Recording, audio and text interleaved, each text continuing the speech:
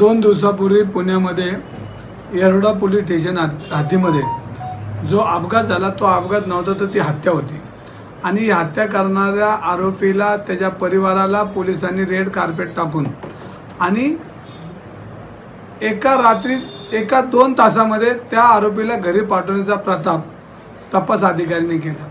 जी मुलं मृत्युमुखी पडली होती ती ससूनच्या शिवगृहामध्ये त्यांच्याकडे बघायला पोलिसांना वेळ सुद्धा नव्हता। त्यांचा पंचनामा कधी झाला, काय झाला, त्यांच्या पालकांची काय अवस्था आहे हे पोलिसांनी न बघता प्रचंड प्रमाणात पाकिट संस्कृतीच्या जोरावर ती मुलं घरी गेली।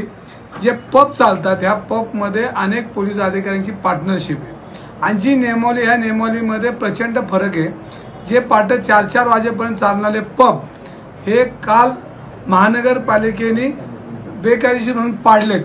म्हणजे याचा अर्थ पोलिसांच्या आशीर्वादाखाली हे पब चालले होते आणि हे पब चालू असताना ह्यांच्यावर पोलिसांनी कुठली कारवाई केली आणि कुठले पाडल्यानंतर त्यांच्यावर महानगरपालिकेने फौजदार कारवाई केली याची माहिती देवेंद्र फडणवीस साहेबांनी जनतेला द्यावी आणि जेणेकरून हे चाललेली पाकिट संस्कृती हे पुणे शहराला लागलेला काळिंबा जे पोलीस अधिकारी कॉन्स्टेबल हप्ते घेऊन सरास त्या ठिकाणी मालकी हत्यासारखे वावरताना फोटो मी आज ट्विट केले। म्हणजे ह्याचा अर्थ की आता पोलीसच जर यंत्रणाच खराब झाली असेल तर सर्वसामान्य आणि पुणेकरांनी काय कसं या पुणे शहरामध्ये राहायचं। आज पुणे विद्येचं माहेरघर आहे आणि या विद्येच्या माहेरघरामध्ये लाखो विद्यार्थी शिकायला येतात।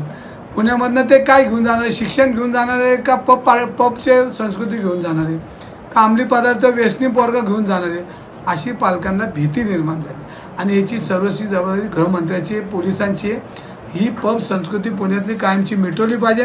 ह्याच्यामध्ये भारतीय जनता पार्टीचे अनेक लोक यांचे पब मालकीचे आहेत ही वस्तुस्थिती खरी आहे आणि ज्या महानगरपालिकेने याच्यावर कारवाई केली त्याच जागा मालकावर पोलीस कारवाई करावी, नाहीतर पोलीस महानगरपालिका आणि गृह खातं यांना संरक्षण देते हे सिद्ध होईल। एबीपी माझा, उघडा डोळे बघा नीट।